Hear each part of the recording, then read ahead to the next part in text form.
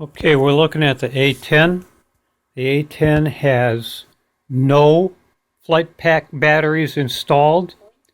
The throttle red wire is disconnected. We are providing power to the receiver through this Castle 10 amp BEC, isolated to this battery pack 3S, providing 6 volts to the receiver, as you can see. Okay, I'm going to move things out of the way so that you can see clearly what the lights do when I plug the battery in to power the receiver. The transmitter is turned on for this aircraft, the A10 AS3X. It is in flight mode 1, which means that there are no gyros involved. And here we go. I will plug in the black wire. The red's already connected.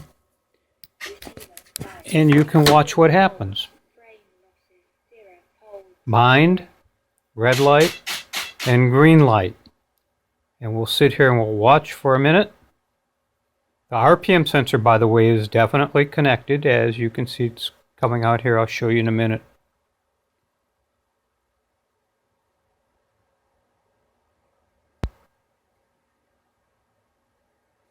And by the way, everything is working. Obviously not the motors, because the flight pack battery is not connected to try and isolate any ground loops. The only ground that I have is from the battery pack to the receiver. Now, I'm going to, here's the RPM sensor right here. I'm going to show you what happens. Hopefully you can see. You can see that the receiver just reset. I didn't touch anything, and it just reset all by itself. Now it's back bound again. It just rattled the flight surfaces. Now watch what happens when I touch the RPM sensor. As soon as I touch it, it shuts down and restarts, rebinds, and I'll touch it again so you can see. Here comes my fingers in to touch it, and I don't even have to touch it, just get close to it, and it shuts down. And so there are no ground loops possible here right now.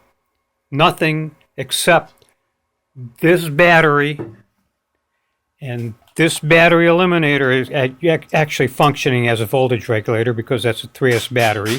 So it's set for 6 volts. It just resets itself. It just did it again. As you can hear, it rattled the control surfaces. And it'll do it again just sitting here idle by itself. It just takes a little bit of time, but it will do it. It'll reset every time.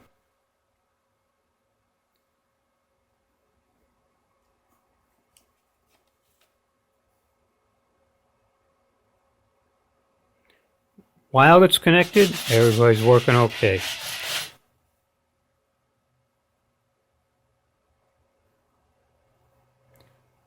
It can sit here a long time like this until I come anywhere near that. Right there, now it just reset.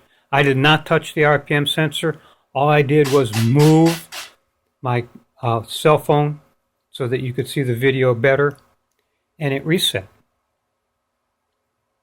I can make it reset really quickly now that it's up. All I have to do is go over here and come anywhere near that RPM sensor. You can hear my landing gear just came down when it did that, probably because the receiver got confused by the power going down. But it's taken it down. Now I'm going to unplug the RPM sensor from the receiver, and we'll see what happens then. Okay, receiver's bound, everything is there. RPM sensor's not plugged in. I can bounce the airplane.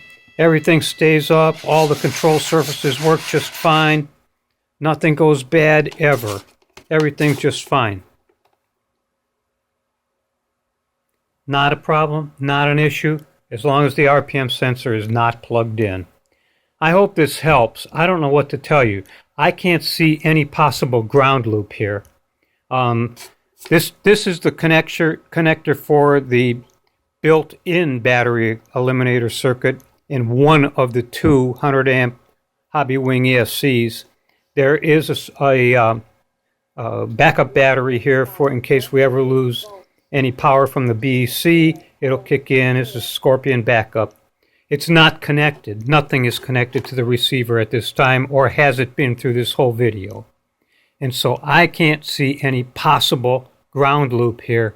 The issue is with the RPM sensor, and I have no clue what the deal is here, because I don't even have to touch the RPM sensor, just come close to it, and it takes the receiver power down. So there you go.